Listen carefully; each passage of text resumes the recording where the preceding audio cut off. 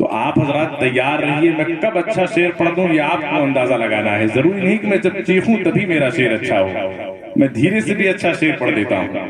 یہ میرے اندر ایک کمی ہے، تو ذرا آج اس کمی کو پورا کرنے کی کوشش کریں آپ. شاعر نے کہا کہ یاسین صاد قاف تو درجہ انہی کا ہے، قرآن کے ہر سپارے میں چرچا انہی کا ہے، اور کیسے نہ ٹوٹ جاؤں یہ کہنے لگا قمر، جن کے لیے بنا ہوں اشارہ انہی کا ہے. کیسے نہ ٹوٹ جاؤں یہ کہنے لگا قمر، جن کے لیے بنا ہوں اشارہ انہی کا ہے، جن کے لیے بنا ہوں اشارہ انہی کا ہے. شاعر نے کہا کہ سوچ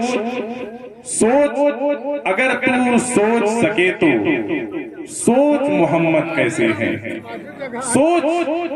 سوچ اگر تو سوچ سکے تو سوچ محمد کیسے ہیں، جن کے لیے خود کعبہ جھکا ہے سوچ محمد کیسے ہیں.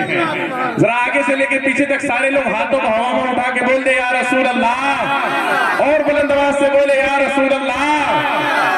سوچ اگر تو سوچ سکے تو سوچ محمد کیسے ہیں، جن کے لیے خود کعبہ جھکا ہے سوچ محمد کیسے ہیں، اور چاند سے جب تک چاہا کھیلا جب چاہا تب توڑ دیا. سوچ اگر تو سوچ سکے تو سوچ محمد کیسے ہیں، جن کے لیے خود کعبہ جھکا ہے سوچ محمد کیسے ہیں.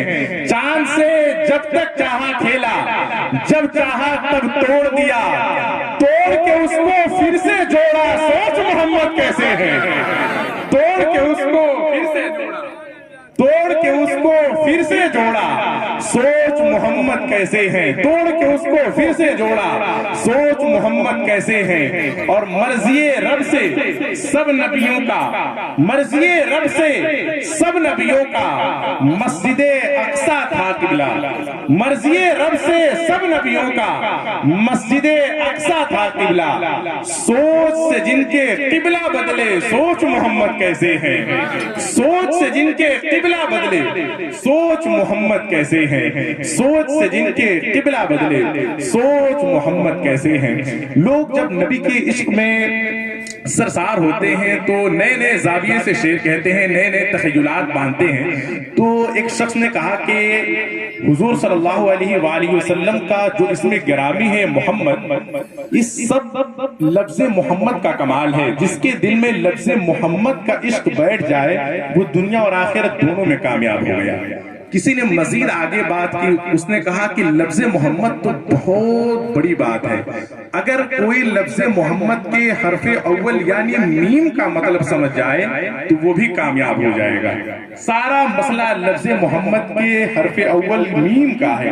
شاعر نے کہا کہ حسین کو جو راہ مستقیم سمجھیں گے، بہت ہی نازک شعر ہے، علماء حضرات کی اجازت توجہ چاہوں گا. حسین کو جو راہ مستقیم سمجھیں گے وہی تو حشر میں جنت کی جیم سمجھیں گے. حسین کو جو راہ مستقیم سمجھیں گے، دعائیں چاہوں گا. حسین کو جو راہ مستقیم سمجھیں گے وہی تو حشر میں جنت کی جیم سمجھیں گے. جن کو علی کا عین تک نظر نہیں آتا وہ خاک محمد کی میم سمجھیں گے.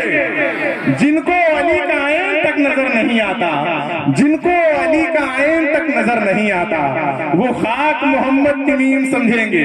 جن کو علی کا عین تک نظر نہیں آتا وہ خاک محمد کی میم سمجھیں گے. اور جو لفظ محمد کے میم کا مطلب سمجھتے ہیں وہ کیا کہتے ہیں؟ وہ قلم اٹھاتے ہیں تو کہتے ہیں دلوں سے غم مٹاتا ہے محمد نام ایسا ہے، نگر اجڑے بساتا ہے محمد نام ایسا ہے. انہی کے نام سے پائی ہے فقیروں نے شہنشاہی، انہی کے نام سے پائی ہے فقیروں نے شہنشاہی. خدا سے بھی ملاتا ہے محمد نام ایسا ہے، خدا سے بھی ملاتا ہے محمد نام ایسا ہے، خدا سے بھی ملاتا ہے محمد نام ایسا ہے. حضرات، آپ حضرات جتنے ادب کے ساتھ بیٹھے ہیں میں آپ حضرات کو مبارکباد پیش کرنا چاہوں گا. اور یہ آپ کے لیے یوں سمجھ لیں ہمارے لیے اور آپ کے لیے مشترکہ خوش نصیبی ہے کہ آج کی اس محفل میں دو خطیب موجود ہیں اور الحمدللہ وہ دونوں خطیب ایسے ہندوستان کے ایسے ادارے سے تربیت انہوں نے حاصل کی ہے، ایسے ادارے سے انہوں نے تعلیم حاصل کی ہے جس ادارے کے ذرات، لوگوں نے کہا ہے کہ اس ادارے کے ذرات جو ہواؤں میں اڑتے ہیں وہ بھی ادب کا لبادہ اور اڑا کرتے ہیں۔ تو جن سے میری مراد، جس ادارے سے میری مراد الجامعۃ الاشرفیہ مبارک پور ہے۔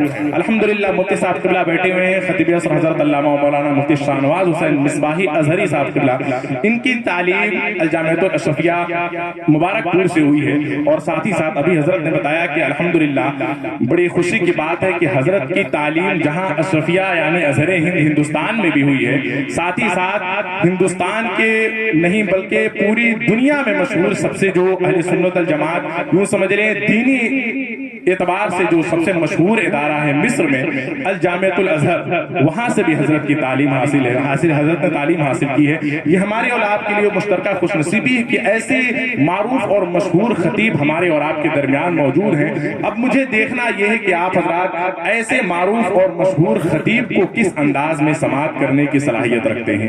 اس لیے میں اب بغیر کسی قیل و قال کے حضرت کو مائک پر آنے کی دعوت دینا چاہوں گا اور آپ حضرات سے گزارش کروں گا کہ اسی ادب کے ساتھ بیٹھے رہیں اور حضرت کو مائک پر میں بلا رہا ہوں، جتنے دیر حضرت خطاب کریں گے آپ حضرات سے گزارش ہے کہ ادب کے ساتھ ان کے جملوں کو سماعت کریں، ان کے الفاظ کو اپنے دلوں کے اپنے ذہن کے صندوق میں قید کریں اور اس پر عمل کرنے کی کوشش کریں۔ گزارش کروں گا خطیب اصغر حضرت علامہ مولانا مفتی شاہ نواز حسین مصباحی ازہری صاحب قبلہ مدد اللہ العالی و نورانی سے کہ کرسی خطابت تشریف لائیں۔ آپ حضرات نعروں سے استقبال کر لیں، نعرہ تکبیر، نعرہ رسالت، جشن دستار حفظ قرآن، نعرہ تکبیر، نعرہ رسالت۔ فلک سے رحمت حق کا نزول ہو جائے، ابھی شروع جو ذکر رسول ہو جائے، چمن میں جانے گلستاں کی آمد ہے، ہر کلی سے کہہ دو کہ پھول ہو جائے۔